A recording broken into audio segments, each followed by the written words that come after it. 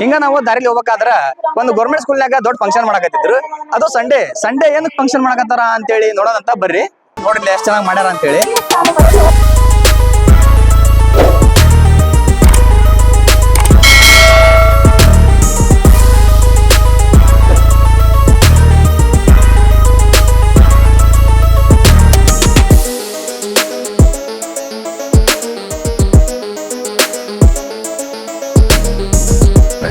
ಜನರನ್ನ ಜಾಗೃತರನ್ನಾಗಿ ಮಾಡೋದು ಅದೇ ನಮ್ಮ ಉದ್ದೇಶ.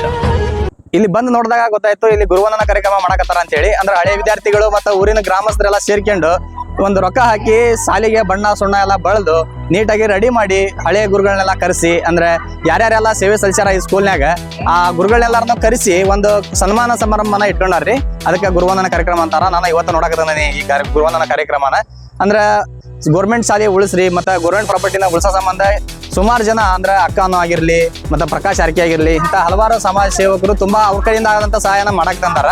ನಮ್ ಜನದ ಮೈಂಡ್ ಸೆಟ್ ಹೆಂಗಪ್ಪ ಅಂತಂದ್ರ ಈಗ ನಾವ ಮಾಡ್ರಿ ಅಂದ್ರ ಮಾಡಂಗಿಲ್ರಿ. ಈಗ ಅಕ್ಕನೂ ಆಗಿರ್ಲಿ ಬೇರೆ ಯಾರ ಬಂದು ನಾವು ಶಾಲೆಗೆ ಏನಾರ ಮಾಡ್ತೇವಿ ಅಂತ ಬಂದಾಗ ಇವರು ಬಣ್ಣ ಕೊಡಿಸ್ತಾರ ಮತ್ತೆ ಸಣ್ಣ ಪುಟ್ಟ ಸಹಾಯ ಮಾಡ್ತಾರ, ಇಲ್ಲ ಅವರೇ ಬಂದು ಸ್ವಲ್ಪ ಸಣ್ಣ ಪುಟ್ಟ ಸಹಾಯನ ಮಾಡ್ತಾರ. ಆದ್ರ ಸ್ಕೂಲು ಇಲ್ಲಿ ಇರ್ತೈತಿ, ಸಹಾಯ ಮಾಡೋರು ನಾವು ಇಲ್ಲಿ ಇರ್ತೇವಿ. ಆದ್ರ ನಮ್ಮ ಮನಸ್ಸಾಗ ಬರಂಗಿಲ್ರಿ. ಯಾಕಂದ್ರ ಅವ್ರಾಗೆ ಬಂದು ಯಾರ ಬಂದು ನಮ್ಗೆ ಪ್ರೋತ್ಸಾಹ ಮಾಡಿದ್ರ ನಾವು ಉತ್ತೇಜನ ಒಳಗಾಗವಿ. ಆದ್ರೆ ನಾವಾಗೆ ಬಂದು ಮಾಡಾಕ ನಮ್ಗೆ ಮನಸ್ಸು ಬರಂಗಿಲ್ರಿ. ಅವಕಾಶಕ್ಕೆ ಆಗಿರ್ಲಿ ಇಂಥ ಜನಗಳ ಬಂದು ಯಾಕೆ ಮಾಡ್ಬೇಕು, ನಾವಾಗೆ ಯಾಕೆ ಮಾಡಬಾರ್ದು? ಅವ್ರು ಮಾಡ್ಬೇಕಂದ್ರ ಎಷ್ಟು ಅಂತ ಅವ್ರ ಮಾಡಕ್ ಸಾಧ್ಯ ಹೇಳ್ರಿ. ಅದ್ರ ಸಂಬಂಧ ನಿಮ್ಮ ಸ್ಕೂಲ್ಗಳ್ನ್ಯಾಗ ನಿಮ್ಮ ಯಾವ್ದಾದ್ರು ನೀವು ಕಲ್ತಿರ್ತೀರಲ್ಲ ಆ ಸ್ಕೂಲ್ನ್ಯಾಗ ಈ ತರ ಕಾರ್ಯಕ್ರಮನ ಮಾಡೋದ್ರಿಂದ ಸ್ವಲ್ಪ ಸ್ಕೂಲ್ಗಳು ಇಂಪ್ರೂವ್ ಆಕಾವು.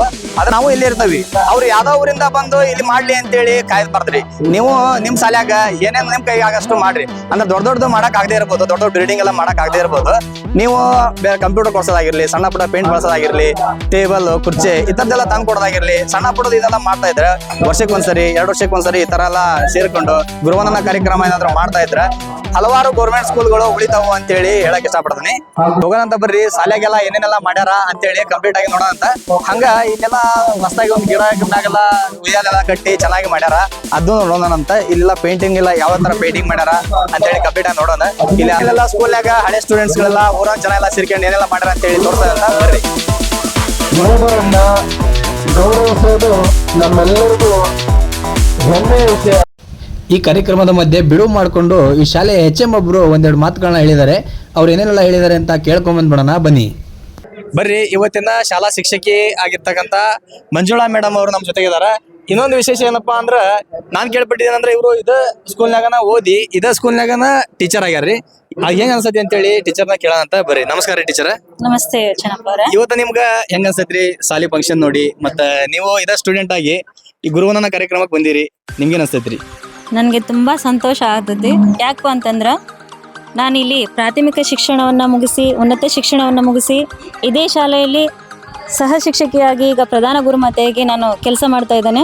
ಹಾಗೆ ಒಂದು ವಿಶೇಷ ಏನಪ್ಪ ಅಂತಂದ್ರೆ ಈ ದಿವಸ ನಾವು ನಮ್ಮ ಶಾಲೆಯ ವಜ್ರ ಮಹೋತ್ಸವ ಕಾರ್ಯಕ್ರಮವನ್ನು, ಹಾಗೆ ಗುರುವಂದನ ಕಾರ್ಯಕ್ರಮವನ್ನು ಮತ್ತು ಸ್ನೇಹ ಸಮ್ಮಿಲನವನ್ನು ಒಟ್ಟಾರೆಯಾಗಿ ನಾವು ಮೇಳೈಸಿ ಆಚರಣೆಯನ್ನು ಮಾಡ್ತಾ ಇದ್ದೇವೆ.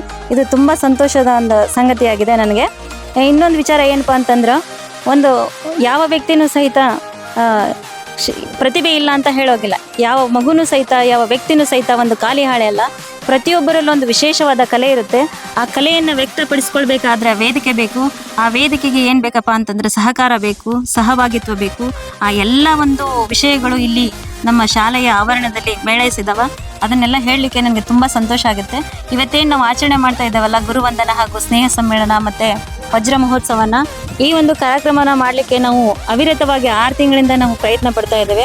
ಹಾಗೆ ನೀವೆಲ್ಲ ನೋಡ್ತಾ ಇರ್ಬೋದು ಈ ಶಾಲೆಯ ಎಲ್ಲ ಗೋಡೆ ಬರಹವನ್ನು ಮಾಡಿರ್ತಕ್ಕಂಥ ನಮ್ಮ ಶಾಲೆಯ ಈ ಊರಿನ ಹೆಮ್ಮೆ ವಿದ್ಯಾರ್ಥಿ ಸಿದ್ಧಲಿಂಗೇಶ್ ಬಾಳಿಕೆಯಂತಹ ಆ ವಿದ್ಯಾರ್ಥಿ ಎಲೆಮರೆಯ ಕಾಯ್ತರ ಇದ್ದ ಅಂಥವನು ಈಗ ಅವನಲ್ಲಿರ್ತಕ್ಕಂತಹ ಪ್ರತಿಭೆ ಮಿಂಚಬೇಕಾದ್ರೆ ಹೊರಗೆ ಬರಬೇಕಾದ್ರೆ ಈ ಒಂದು ಕಾರ್ಯಕ್ರಮ ನಮಗೆ ಕಾರಣೀಭೂತವಾಯಿತು. ಹಾಗೆಯೇ ಸಹಿತ ಎಷ್ಟೋ ಮಕ್ಕಳು ತುಂಬ ಚೆನ್ನಾಗಿ ಹಾಡನ್ನು ಹೇಳ್ತಾರೆ, ಚಿತ್ರಕಲೆಯನ್ನು ಬಿಡಿಸ್ತಾರೆ, ನೃತ್ಯವನ್ನು ಮಾಡ್ತಾರೆ, ವಿವಿಧ ಕ್ಷೇತ್ರಗಳಲ್ಲಿ ಸಾಧನೆಯನ್ನು ಮಾಡಿದ್ದಾರೆ. ಆ ಎಲ್ಲರೂ ಸೇರಿ ನಾವಿಲ್ಲಿ ಒಂದು ಕಾರ್ಯಕ್ರಮವನ್ನು ಮಾಡ್ತಾ ಇದ್ದೇವೆ. ಅದರಲ್ಲಿ ನೀವು ಸಹಿತ ಭಾಗಿಯಾಗಿದ್ದೀರಾ. ಧನ್ಯವಾದಗಳು, ತುಂಬಾ ಧನ್ಯವಾದಗಳು. ಹೆಮ್ಮೆ ಆಗ್ತಾ ಇದೆ. ಈ ಒಂದು ಕಾರ್ಯಕ್ರಮ ಈಗ ನಾವು ಆಚರಿಸ್ತಾ ಇದ್ದು ವಜ್ರ ಮಹೋತ್ಸವ. ನನ್ನ ಆಶಯ ಇದು ಶತಮಾನೋತ್ಸವನ್ನ ಕಾಣುವಂತಾಗ್ಲಿ, ಇದು ಕಿರಿಯ ಪ್ರಾಥಮಿಕ ಇದೆ ಹಿರಿಯ ಪ್ರಾಥಮಿಕ ಆಗ್ಲಿ, ಎಲ್ಲ ಮಕ್ಕಳು ಇಲ್ಲಿ ಸಹಿತ ಅತ್ಯುತ್ತಮವಾಗಿರ್ತಕ್ಕಂತಹ ಶಿಕ್ಷಣವನ್ನ ಪಡೆದುಕೊಳ್ಳುವಂತಾಗ್ಲಿ ಅಂತ ಹೇಳಿ ಆ ಭಗವಂತನಲ್ಲಿ ನಾನು ಕೇಳ್ಕೊಳ್ತಾ ಇದ್ದೀನಿ. ಒಂದೆರಡು ಮಾತಾಡಿದಕ್ಕೆ ತಮ್ಗೆ ಧನ್ಯವಾದಗಳು ಟೀಚರ್. ಇನ್ನೊಂದೇನ್ರಿ ಅಂದ್ರ ಈಗ ಗೌರ್ಮೆಂಟ್ ಸ್ಕೂಲ್ ಉಳಿಬೇಕಂದ್ರ ಸರ್ಕಾರದ ಜವಾಬ್ದಾರಿ ಮತ್ತು ಸರ್ಕಾರ ಮಾಡ್ಬೇಕಾದ ಕರ್ತವ್ಯ ಏನಂತ ನಿಮ್ಗೆ ಅನ್ಸತ್ರಿ? ಸರ್ಕಾರಿ ಶಾಲೆಯನ್ನು ಉಳಿಸ್ಲಿಕ್ಕೆ 100% ಪ್ರಯತ್ನ ಪಡ್ತಾ ಇದೆ. ಇದನ್ನ ಉಳಿಸ್ಕೊಳ್ತಕ್ಕಂತಹ ಜವಾಬ್ದಾರಿ ಇರೋದು ನಾಗರಿಕರಲ್ಲಿ. ನೀವು ಯಾವುದೇ ಒಂದು ಮೌಢ್ಯತೆಗೆ ಒಳಗಾಗಿ ನನ್ನ ಮಗ ನನ್ನ ಮಗಳು ಜಾಣ ಆಗಲಿ ಅಂತ ಹೇಳಿ ನೀವು ಪ್ರೈವೇಟ್ ಶಾಲೆಗೆ ಇಂಗ್ಲೀಷ್ ಮೀಡಿಯಂ ಹಾಕೋದು ಅಗತ್ಯ ಇಲ್ಲ. ಯಾಕಂದ್ರೆ ಅಲ್ಲಿ ಕೊಡ್ತಕ್ಕಂಥ ಶಿಕ್ಷಣಕ್ಕಿಂತ ಅತ್ಯುತ್ತಮವಾದ ತುಂಬ ಮಹತ್ವವಾಗಿರ್ತಕ್ಕಂತಹ ಶಿಕ್ಷಣವನ್ನು, ಒಂದು ತತ್ವಭರಿತವಾದ ಶಿಕ್ಷಣವನ್ನು ಎಲ್ಲ ಸರ್ಕಾರಿ ಶಾಲೆಯಲ್ಲಿ ಕೊಡ್ಮಾಡ್ತಾ ಇದ್ದಾರೆ. ಎಲ್ಲ ತಂದೆ ತಾಯಿಯರು ತಿಳ್ಕೊಬೇಕಾಗಿರೋದು ಏನಪ್ಪ ಅಂತಂದ್ರೆ, ನೀವು ಮಕ್ಕಳಿಗೆ ಸರ್ಕಾರಿ ನೌಕರಿ ಸಿಗಲಿ ಅಂತ ಆಸೆ ಪಡ್ತೀರಿ, ಆದ್ರೆ ಸರ್ಕಾರಿ ಶಾಲೆಗೆ ಸೇರಿಸಲಿಕ್ಕೆ ಹಿಂದೇಟು ಹಾಕ್ತೀರಿ. ಇದು ಒಂದು ಮಲತಾಯಿ ಧೋರಣೆ ಆಗಿರ್ತಕ್ಕಂತಹ ವಿಚಾರ. ದಯವಿಟ್ಟು ಎಲ್ಲ ಜನತೆ ಎಚ್ಚರ ಆಗಬೇಕು. ಈಗ ಸರ್ಕಾರ ಒಂದು ಪ್ರಮುಖವಾದ ನಿರ್ಧಾರವನ್ನು ತೆಗೆದುಕೊಳ್ತಾ ಇದೆ. ಎಲ್ಲಿ ಮಕ್ಕಳು ತುಂಬ ಕಡಿಮೆ ಸಂಖ್ಯೆಯಲ್ಲಿದ್ದಾರೋ ಅಲ್ಲಿ KPS ಅಂತ ಮಾಡ್ತಾ ಇದ್ದಾರೆ. ಅಂದರೆ ಪಂಚಾಯತಿ ಲೆವೆಲ್ಗೆ ಒಂದು ಸ್ಕೂಲನ್ನು ಮಾಡ್ತಾ ಇದ್ದಾರೆ. ಸುತ್ತಮುತ್ತ ಹಳ್ಳಿಯಲ್ಲಿರ್ತಕ್ಕಂಥ ಮಕ್ಕಳು ಅಲ್ಲೇ ಹೋಗ್ಬೇಕು ಅಂತ ಹೇಳ್ತಾ ನಿರ್ಧಾರ ಮಾಡ್ತಿದ್ದಾರೆ. ಒಂದು ವೇಳೆ ಎಲ್ಲ ಗ್ರಾಮಸ್ಥರು ಎಚ್ಚರವಾಗದೆ ನಿಮ್ಮ ಮಕ್ಕಳನ್ನು ಪ್ರಾಥಮಿಕ ಶಾಲೆಗೆ ಅಂದರೆ ಸರ್ಕಾರಿ ಶಾಲೆಗೆ ಕಳಿಸ್ತಾ ಇದ್ದರೆ ಮಕ್ಕಳ ಸಂಖ್ಯೆ 10-15 ಆತಂದ್ರೆ ಅದು ಪಂಚಾಯತಿಗೆ ಆ್ಯಡ್ ಆಗುತ್ತೆ, ನಿಮ್ಮ ಊರಿಗೆ ಶಾಲೆ ಇಲ್ದಂಗೆ ಆಗುತ್ತೆ. ಹಾಗಾಗಿ ಎಲ್ಲ ನಾಗರಿಕರು ಎಚ್ಚೆತ್ಕೊಂಡು ಆದಷ್ಟು ಹೆಚ್ಚಿನ ಸಂಖ್ಯೆಯಲ್ಲಿ ಮಕ್ಕಳನ್ನು ಸರ್ಕಾರಿ ಪ್ರಾಥಮಿಕ ಶಾಲೆಗಳಿಗೆ ಕಳಿಸಿ ಅವರನ್ನು ತುಂಬ ಉತ್ತಮವಾಗಿರ್ತಕ್ಕಂತಹ ಶಿಕ್ಷಣವನ್ನು ಕೊಡಿಸ್ಲಿಕ್ಕೆ ನೀವು ತಂದೆ ತಾಯಿಗಳು ಅನುಕೂಲ ಮಾಡಿಕೊಡ್ಬೇಕು. ಆಮೇಲೆ ಎಲ್ಲ ಟಾಪರ್ಸು SLC PUC ಎಲ್ಲ ಟಾಪರ್ಸನ್ನ ನೀವು ಪೇಪರಲ್ಲಿ ನೋಡಿದರೆ ಅದು ಟಾಪರ್ಸ್ ಬರೋದು ಎಲ್ಲರೂ ಗೌರ್ಮೆಂಟ್ ಸ್ಕೂಲ್ ಮಕ್ಕಳೇ. ಹಾಗೆಯೇ ಉನ್ನತ ಅಧಿಕಾರಿಗಳಾಗಿರೋರು ಸಹಿತ ಸರ್ಕಾರಿ ಶಾಲೆಯಲ್ಲಿ ಓದಿ ಹೋಗಿರ್ತಕ್ಕಂತಹ ಮಕ್ಕಳೇ. ಯಾವ ಒಂದು ವಿಚಾರ ಇಟ್ಕೊಂಡು ನೀವು ಸರ್ಕಾರಿ ಶಾಲೆ ಅಂದರೆ ಮೂಗು ಮುರಿತರೋ ಅದು ಅರ್ಥವಾಗದ ಮಾತು. ದಯವಿಟ್ಟು ನೀವೇ ನಿಮ್ಮ ಆತ್ಮವನ್ನು ಕೇಳಿಕೊಂಡು ಈ ಒಂದು ಸರ್ಕಾರಿ ಶಾಲೆಯನ್ನು ಉಳಿಸುವಲ್ಲಿ ನಿಮ್ಮ ಪ್ರಯತ್ನಕ್ಕೆ ಕೈ ಜೋಡಿಸಿ ಅಂತ ಹೇಳಿ ಎಲ್ಲರಲ್ಲೂ ನಾನು ಕೇಳ್ಕೊಳ್ತಾ ಇದ್ದೇನೆ. ಅಭಿಪ್ರಾಯನ ಹಂಚಿಕೊಂಡಂತ ಮುಖ್ಯ ಶಿಕ್ಷಕಿಯಾಗಿರ್ತಕ್ಕಂಥ ಮಂಜುಳಾ ಮೇಡಮ್ ಅವ್ರಿಗೆ ತುಂಬ ಹೃದಯದ ಧನ್ಯವಾದಗಳು. ಏನಪ್ಪಾ ಅಂದ್ರ ಅವ್ರು ಹೇಳೋ ಮಾತು ಏನಂದ್ರ, ಎಲ್ಲಾರು ಪ್ರೈವೇಟ್ ಸ್ಕೂಲ್ಗೆ ಹಚ್ಚ ಬದ್ಲಿ ಅಂದ್ರ ಪ್ರೈವೇಟ್ ಸ್ಕೂಲ್ಗೆ ತಮ್ಮ ಮಕ್ಕಳ ಸೇರ್ಸೋ ಬದ್ಲಿ ಗೌರ್ಮೆಂಟ್ ಸ್ಕೂಲ್ಗೆ ಸೇರಿಸ್ರಿ, ಗೌರ್ಮೆಂಟ್ ಸ್ಕೂಲ್ ಉಳಿತಾವು ಅಂತೇಳಿ ಅವ್ರು ಹೇಳ್ತಾರ. ಅಂದ್ರ ಇದು ಗೌರ್ಮೆಂಟ್ ಕೈಯಾಗ ಇಲ್ರಿ, ಅಂದ್ರ ನಮ್ ಕಡೆದ ಐತಿ. ಅಂದ್ರ ಸಾರ್ವಜನಿಕರು ಸಹಕರಿಸಬೇಕು ಅನ್ನೋದು ಅವ್ರ ಮಾತಾಗೈತಿ. ಅಂದ್ರ ಮಕ್ಕಳನ್ನ ಸೇರಿಸಿದ್ರೆ ತಾನೇ ಗೌರ್ಮೆಂಟ್ ಸ್ಕೂಲ್ ಬೆಳೆಯೋದು. ಸ್ಟ್ರೆಂತ್ ಜಾಸ್ತಿ ಇದ್ರನ ಗೌರ್ಮೆಂಟ್ ಇನ್ನೂ ಸ್ವಲ್ಪ ಅನುಕೂಲ ಮಾಡಿ ಕೊಡ್ತೈತಿ ಅಂತ ಹೇಳಿ ಅವ್ರು ಹೇಳ್ಯಾರ್ರಿ. ಮತ್ತೆ ಭೇಟಿಯಾಗೋಣ. ನಮಸ್ಕಾರ. Your attention please. Here we meet once again.